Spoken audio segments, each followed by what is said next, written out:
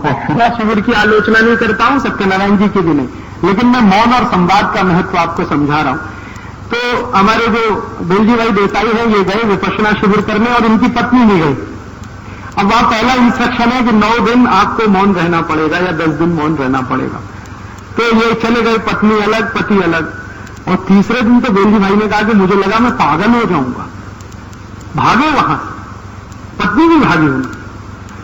तो उन्होंने कहा कि यहां रह के पागल हो जाए, उससे अच्छा घर में लड़ मर के पागल हो जाए। उसके बाद उन्होंने कभी उधर मुंह नहीं किया। तो मैं कहना ये चाहता हूं कि ये जो मौन है ना, वो अपने काम के लिए नहीं है, ये तपस्वी लोगों के लिए, ऋषियों के लिए, मुनियों के लिए, जिनको कुछ दूसरे किस्म की साधनाएं करनी है, उनके अपने लिए तो संवाद है। और आप देख लो इस बात को कि जिस घर में संवाद जितना ज्यादा होगा, उस घर के तनाव उतने कम होने वाले हैं। वो संवाद भले फालतू का हो या बेफालतू का, इसका कोई मतलब नहीं। बेकार की बातें भी आप कर सकते हैं, जरूर करिए। कभी कभी गप्पे मार सकते हैं, मारिए, गप्पों का कोई अर्थ नहीं होता, लेकिन फिर भी आप मारिए। लेकिन उससे क्या होता है ना, जो संप्रेषण है वो महत्व का है। और हम तो बिना संवाद किए रह नहीं सकते। जैसे मैं उदाहरण दूं, हम बाजार जाते, ठीक है, और कोई एक दुकान में चले गए। अब दुकान में आप कभी एक ऐसी दुकान में जाओ जो डिपार्टमेंटल स्टोर टाइप की है, जहां पे हर सामान रखा हुआ है, उसकी कीमत वहां पे चिपकी हुई है और कोई है नहीं वहां, कोई नहीं है वहां, सामान रखा हुआ है, कीमतें लगी हुई है, ये फलानी चीज इतने रुपए की, ढिमाकी चीज इतने रुपए की, उठाओ टोकरी में डालो, बिल बनवाओ, निकल आओ। एक तो ऐसी दुकान है। और एक ऐसी दुकान है जहां हर काउंटर पर एक कोई खड़ा है, चाहे कोई भाई खड़ा है, चाहे कोई बहन खड़ा है, और उसने भी लिख रखा है कि देखो ये चीज इस रुपए की। तो आप तो कुछ ना कुछ करने वाले हैं। आपको लिखा है तौलिया 20 रुपए की, रेट फिक्स है, फिर भी अरे भाई 18 में दोगे क्या? अब ये जो आपने कहा कि 18 में दोगे क्या, भले वो नहीं देगा, आप 20 में ही लाओगे, लेकिन वो संवाद करने का खोजा आपने रास्ता। रह ही नहीं सकते आप बिना संवाद के, रह ही नहीं सकते। अब भाजी वाला है, वो चिल्ला चिल्ला के बेच रहा है, टमाटर 10 रुपया किलो, टमाटर 10 रुपया किलो। हमने 20 बार सुन लिया, फिर भी यार 8 रुपए किलो देगा क्या?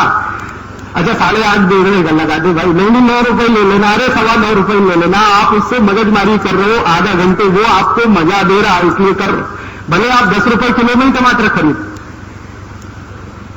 एक रिक्शा वाला है, मान लो रिक्शा चलाता है, उसका रेट फिक्स है कि 5 किलोमीटर 10 रुपए लूंगा, फिर भी आप उसके साथ मोल भाव करते हो कि नहीं करते हो? क्यों करते हो? संवाद के लिए। कोई लोग ये कहते हैं कि हम कंजूस है, कंजूस नहीं है। भाई बिना संवाद के हम रह नहीं सकते, प्रॉब्लम अपनी ये है, इसलिए हम उससे बातें कर रहे हैं। वो चाहे रिक्शा वाला हो, चाहे तांगे वाला हो, चाहे सब्जी बेचने वाला हो, चाहे तौलिया बेचने वाला हो, या कुछ भी बेचने वाला हो, हमें तो उससे संवाद करना ही है, क्योंकि बिना संवाद के व्यक्ति का संबंध बनता नहीं। और व्यक्ति का संबंध न बने तो ये प्रकृति से जुड़े कैसे आप? जब सबको कुटुंब मान के आप चल रहे हैं तो किसी से जुड़ाव तो हो, तो जुड़ाव होगा कैसे? वो तो संवाद से ही हो सकता है। किसी अनजाने आदमी से कैसे जुड़ेंगे आप? बिना बोले जुड़ सकते? सवाल ही नहीं उठता। हर अनजाने आदमी से आप जुड़ेंगे तो बोलकर जुड़ेंगे, और बोलने में संवाद तो आने ही वाला है। तो मैं कहना यह चाहता हूं कि अपने परिवारों में अभी क्या हुआ है, संवाद धीरे धीरे कम हो गया। ये जो हमारे कार्यकर्ता हमको शिकायत करते, राजीव भाई हमारी पत्नी मदद नहीं करती, हमारे बच्चे मदद नहीं करते, सब कार्यकर्ताओं के घरों में एक और एक प्रॉब्लम है, संवाद की कमी। संवाद करते नहीं, कुछ भी करके आएंगे बाहर, कभी घर में आकर नहीं बताएंगे हमने आज क्या किया। पत्नी पूछेगी 10 बार, अरे क्या किया क्या किया, फिर भी नहीं बताया। अरे तेरे काम की चीज है, बताएं क्या किया। अब जब आप ये मान ही लेते हो कि उसके काम की चीज नहीं है, तो फिर भले आप काम की चीज करो तो वो होने वाली नहीं, सहयोग मिलेगा कैसे आपको? भले आपने दुनिया में तोप चलाई, घर आके बता तो दो कि मैं आज तोप चला के आया, मैंने 10 लोग मार डाले, बताओ तो सही, संवाद तो करो। और आप तो संवाद ही नहीं करोगे तो फिर तो गड़बड़ होने वाली। तो मेरे कार्यकर्ता जो मुझे ये शिकायत करते हैं कि परिवार का सहयोग नहीं मिलता, उसका एक ही कारण है कि हमारे परिवार में परिवार के संबंधियों के साथ संवाद बहुत कम है। और वो कई स्तर के कम है। एक स्तर जैसे ये है कि आप कहीं गए, आपने बताया नहीं आप कहां गए, बस हो गया किस्सा खत्म।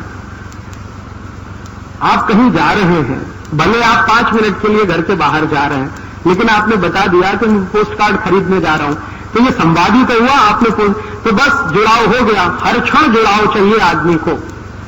और आपने बताया नहीं, आपने तो मौन धारण कर लिया, अब आप कहीं चले जाएं, भले कितना भी महत्व का काम करके आए, लेकिन आपका संवाद हुआ नहीं है, तो उस काम का घर वालों के लिए कोई मतलब नहीं है, वो कितना ही बड़ा काम आप करिए।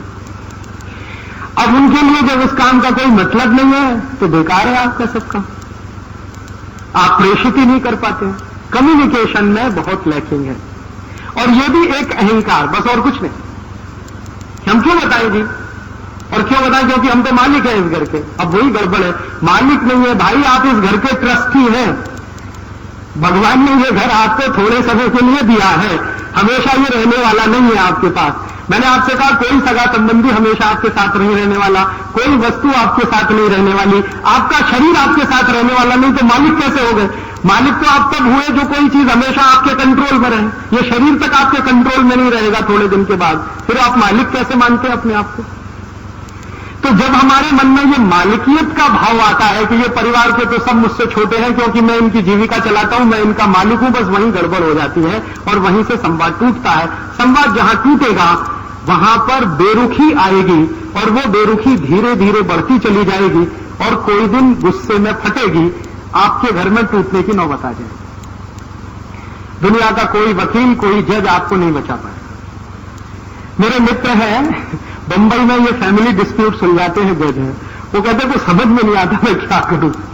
तो मैंने कहा कानून की किताब के आधार पर ये नहीं हो सकता, आप बस इतना करो कि पति पत्नी को कहो कि थोड़ा अहंकार कम करके एक दूसरे से क्षमा मांगना शुरू कर दें, एक दूसरे की प्रशंसा करना शुरू कर दें, घर टूटने से अपने आप बच जाएगा।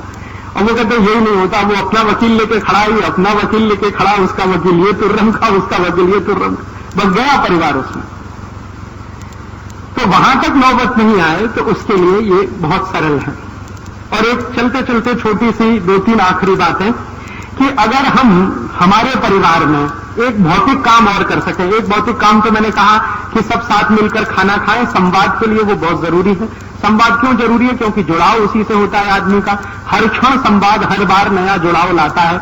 आप कई बार महसूस करेंगे कि संवाद करते करते आपका किसी के प्रति प्रेम बढ़ता है, या किसी के प्रति आकर्षण बढ़ता है। उसको जितना कम करते जाएंगे प्रेम भी कम होगा, आकर्षण भी कम होगा, सब चीजें कम होती जाएंगी। प्रेम तब तो कम होगा, मैंने आपसे कहा टेंशन बढ़ेंगे वगैरह वगैरह सब होगा। तो इसलिए इसका बहुत महत्व है। इसी के साथ एक चीज का और महत्व है, जो भौतिक बात है, वो ये एक दूसरे की सेवा करना। हम बीमार हैं तो हमारी कोई सेवा करे, लेकिन अपेक्षा न रखें। मैंने आपसे पहले कहा अपेक्षा रखेंगे तो मोह में जाएंगे, और बिना अपेक्षा के करेंगे तो प्रेम में जाएंगे। तो प्रेम के आधार पर हम सेवा करें। मान लीजिए हमारे पिताजी बीमार हैं, हमारी मां बीमार है, हमारा भाई बीमार है, हमारी बहन बीमार है, या हम बीमार हैं, तो मैं बीमार हूं तो मेरी कोई सेवा कर रहा है, या कोई दूसरा बीमार है तो मैं उसकी सेवा कर रहा हूं, बिना इस अपेक्षा के कि ये मेरी करें तो बहुत अच्छा, लेकिन अपेक्षा ना हो। तो क्या होगा कि प्रेम तत्व प्रबल होता जाएगा, लगातार बढ़ता जाएगा। और सेवा आप जानते हो इतना बड़ा माध्यम है जो किसी को भी जीत सकते। आपने देखा नहीं है, ये जो ईसाई मिशनरियां हैं, इन्होंने सेवा भाव से ही हिंदुस्तान के एक बहुत बड़े इलाके को जीत रखा। आप कभी नॉर्थ ईस्ट में जाइए, नागालैंड, मिजोरम, मणिपुर, त्रिपुरा, वो पूरा हिस्सा हिंदुस्तान से कटकर अलग होने को तैयार है सिर्फ सेवा के आधार पर। उन्होंने कुछ वो बना दिए हैं हॉस्पिटल, कुछ खोल दिए हैं स्कूल, उन स्कूलों में पढ़ाते हैं बच्चों को, हॉस्पिटल में करते हैं मरीजों की सेवा। बस उसी पर नागालैंड का साधारण नागरिक कहता है जी हमें भारत में नहीं रहना, हमको तो इनके साथ रहना। और उसी की ताकत पर उन्होंने यहां तक करा लिया है कि नागालैंड की भाषा अंग्रेजी है। हिंदुस्तान में 2 ही ऐसे राज्य हैं जिनकी राज्य भाषा अंग्रेजी है, बाकी कोई राज्य नहीं। कल को वो अलग भी हो जाए तो वहां की जनता उनके साथ जाने वाली। तो ये जो सेवा तत्व है ये हमारे यहां बहुत महत्व का है, और ये महत्व का तत्व तो हम परिवार से शुरू करें। परिवार में एक दूसरे की सेवा करना, वो छोटा हो या बड़ा हो, ये इमैटीरियल है। क्योंकि मैंने आपसे कहा कोई छोटा नहीं, कोई बड़ा नहीं, सब ईश्वर तत्व है, सब परमात्मा के अंश है। आप उनके साथ रह रहे हैं, ये आपका सौभाग्य है, या वो आपके साथ रह रहे हैं तो ईश्वर ने आपको मौका दिया है, ट्रस्टी बनाकर इस घर में आपको भेजा। ये भाव अगर आपके मन में है तो किसी की भी सेवा करने में आपको कोई हिचक नहीं आएगी, छोटा हो या बड़ा। तो अगर आपने भौतिक रूप से ये सेवा करना, भौतिक रूप से संवाद करना, एक साथ मिलकर भोजन करना, एक साथ मिलकर बातें करना, ये कुछ छोटी छोटी भौतिक बातें करना शुरू कर दिया, आप बहुत सारे तनाव, बहुत सारे टेंशन, बहुत सारे परिवार के क्लेश, झगड़े सब मिट जाएंगे। मैं कहना यह चाहता हूं कि झगड़े सभी परिवार में होते हैं, कलह सभी परिवार में होती है, क्लेश सभी परिवार में होता है। कोई ऐसा परिवार दुनिया में नहीं होगा जहां झगड़े ना हो, क्लेश ना हो, कलह ना हो।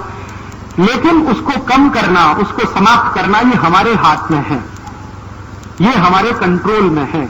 हम थोड़े व्यवहार के परिवर्तन से इन सब चीजों को बहुत आसानी से कंट्रोल कर सकते हैं। चलते चलते एक छोटी सी बात और, आजकल हमारे यहां परिवार अगर चलाना है तो कर्तव्य भाव से चलेगा। अभी हमारे देश में एक गड़बड़ हो गई है, और वो गड़बड़ ये हो गई कि एक संविधान आ गया हमारे देश में, जो हमारी इच्छा से नहीं बना है। ये बिल्कुल सही बात है। We the people of India, ये सबसे बोगस बात है जो लिखी हुई है, क्योंकि हमने कभी आत्मार्पित नहीं किया। 300 लोग थे जिन्होंने इसको बना दिया और उन्होंने घोषित कर दिया कि ये हो गया। अब उसमें गड़बड़ी जो हो गई है, मूल में भूल वो ये हो गई है कि जो कुछ उसमें है वो अधिकार प्रधान है, कर्तव्य प्रधान कुछ है ही नहीं।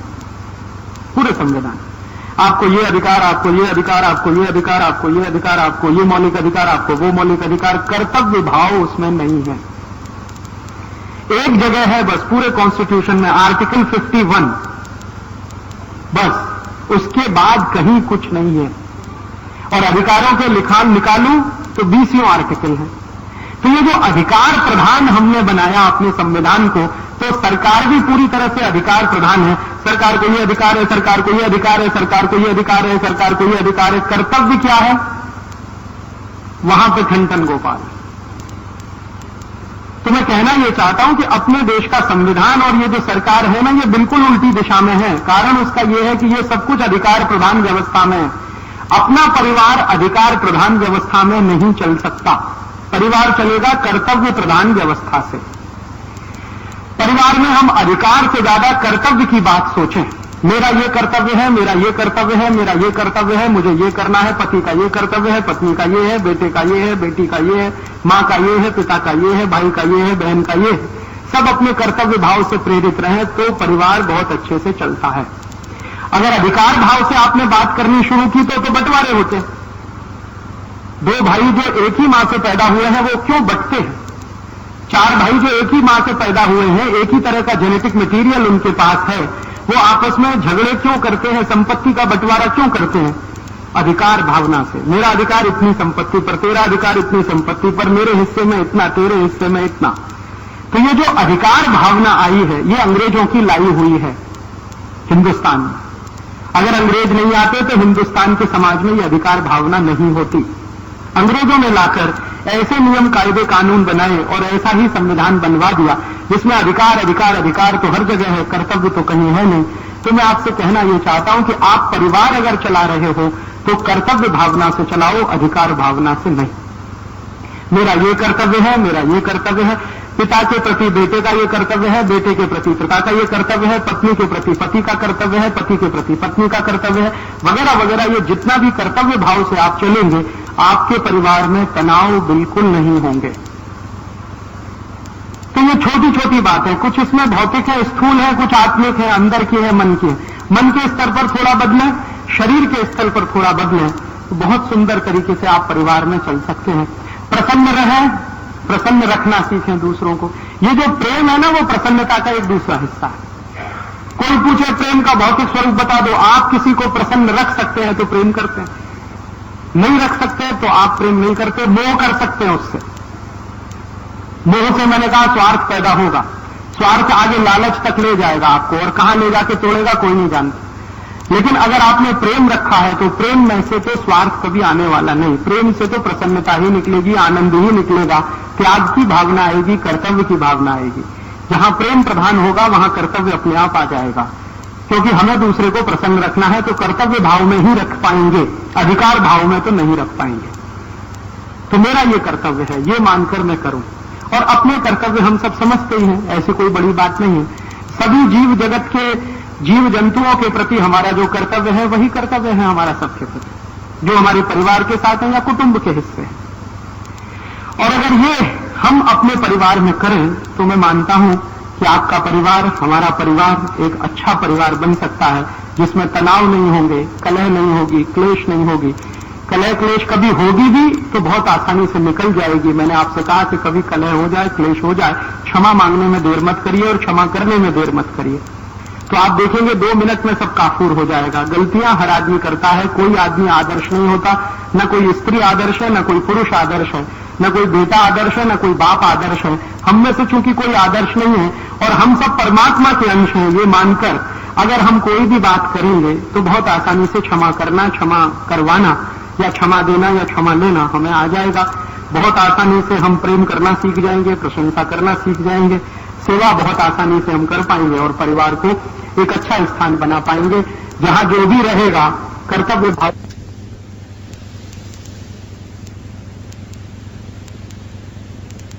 एक छोटी सी बात ये कहना चाहता हूं कि मैं ये जो कह रहा था ना परिवार में, ये मैं आपको एक गहरी बात कहना चाहता हूं, मुझे याद आ गई तो मैं कह दूं कि एक बार मैं एक बड़े संत से बहस कर रहा था।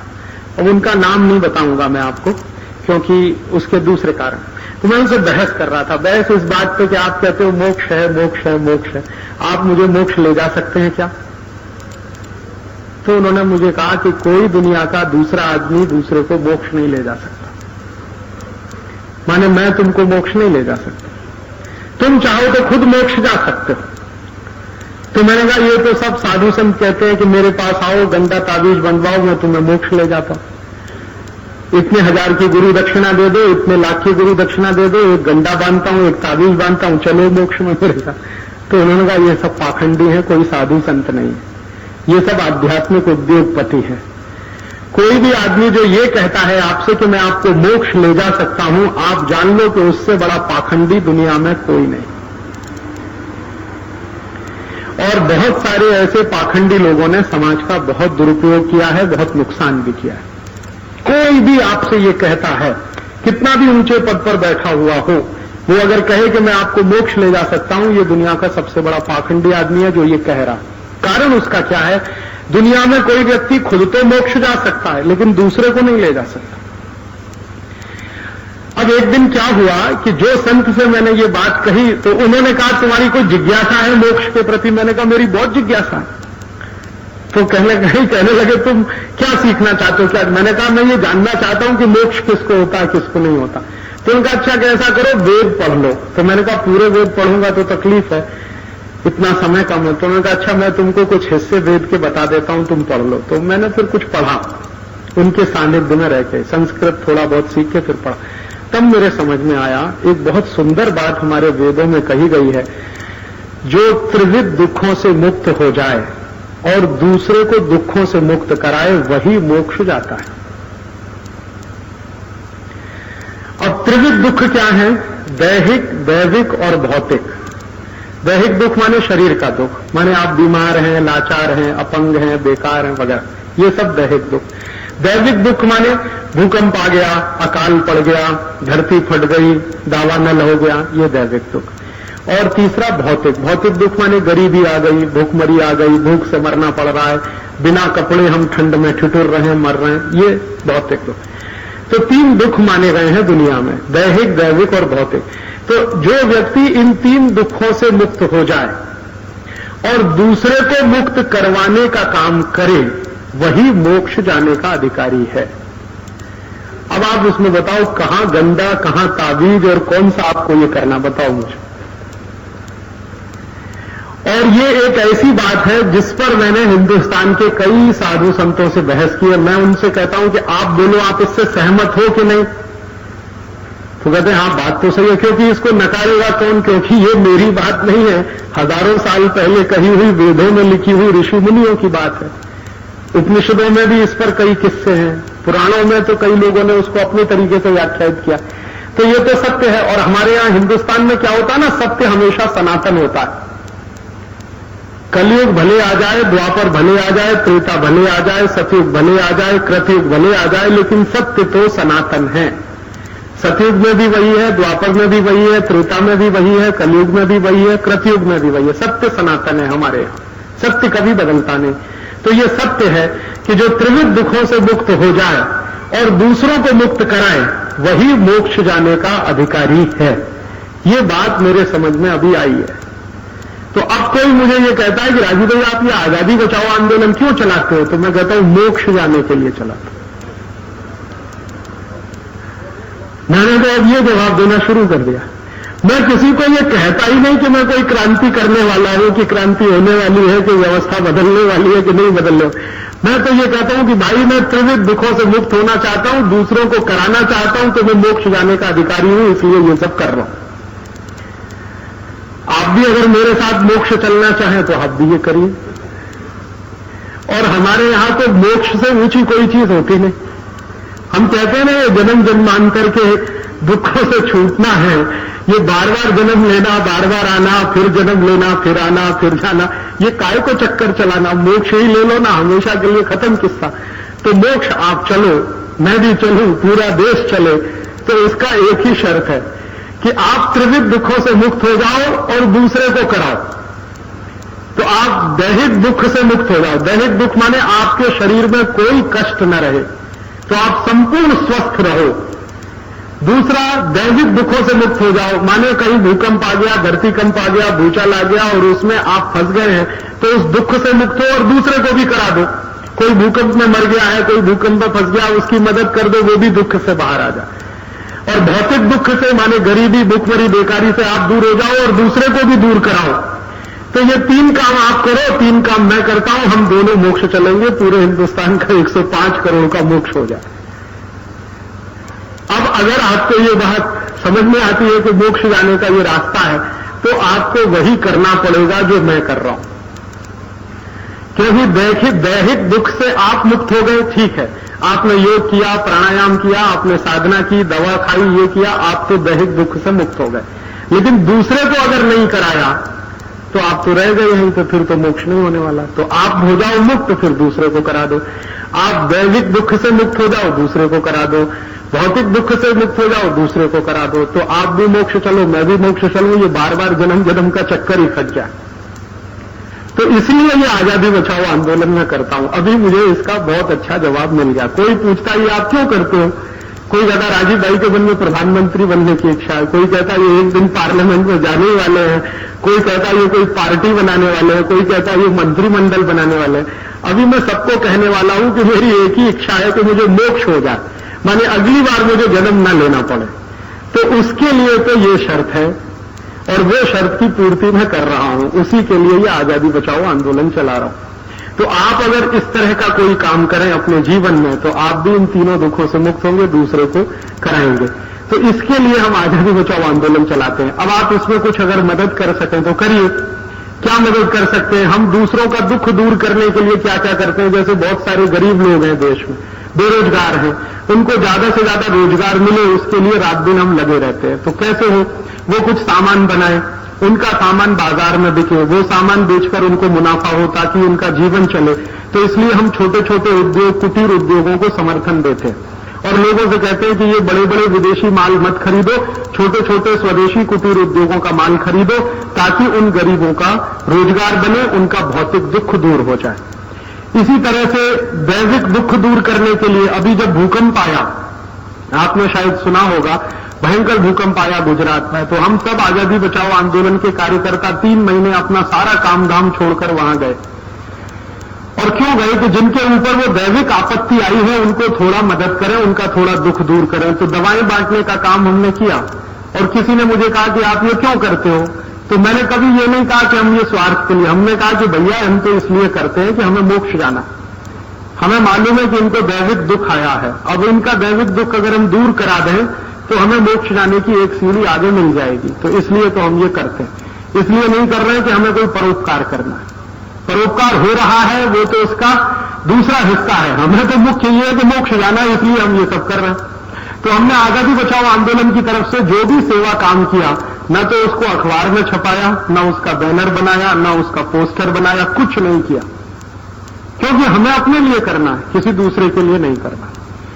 तो अगर आप ऐसे कुछ काम अपने हाथ में ले लें जिनसे आप ये दूसरों के दुखों को दूर करा सकें, और मैं मानता हूं कि जो मनुष्यता है या जो इंसानियत है वो इसी बात से नापी जाती है कि आप अगर दुखी नहीं है तो दूसरे को भी दुखी ना होने दें, उसी में आपकी मनुष्यता और इंसानियत झलकती है।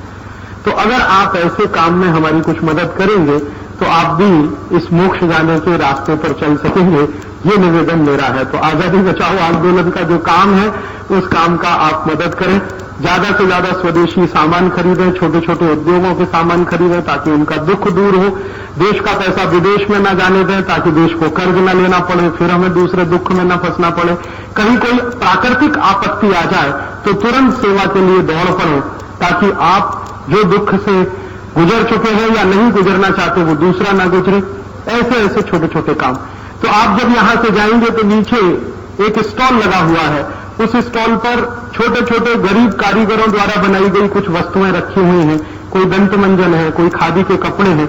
10-12 गरीब कार्यकर्ता हमारे सेवाग्राम आश्रम में खादी बनाते हैं और वो खादी के कपड़े यहां पर आए हैं। आप अगर उनको खरीदेंगे तो कुछ 10-11 जो गरीब कार्यकर्ता हैं उनका भौतिक दुख आप दूर कर सकेंगे और वो भौतिक दुख आपने दूर किया तो उनके लिए एक रास्ता खुलेगा और आपके लिए भी एक रास्ता खुलेगा। ऐसे ही कई कार्यकर्ता हमारी पुस्तकें बनाते हैं, कैसेट बनाते हैं प्रचार के लिए। अगर आप वो ले सकेंगे तो बहुत अच्छा है। कुछ कार्यकर्ता अखबार छपाते हैं, उन अखबारों में ये सब खबरें आती हैं कि हम कहां क्या कर रहे हैं। वो अखबार के अगर आप मेंबर बन सकेंगे तो ये उनके लिए एक रास्ता खुलेगा। तो आप मदद रूप साबित हों ऐसे लोगों के जो कुछ ना कुछ दुख में फंसे हैं, बेरोजगारी के कारण, गरीबी के कारण, भुखमरी के कारण। तो ऐसे ही गरीब बेरोजगार लोगों की गरीबी बेकारी दूर करने के क्रम में हम ये सारा काम करते हैं स्वदेशी का।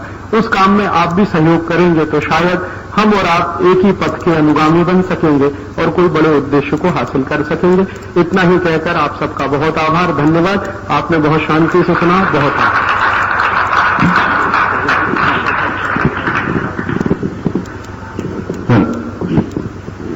बहुत बहुत धन्यवाद श्री राजीव दीक्षित जी।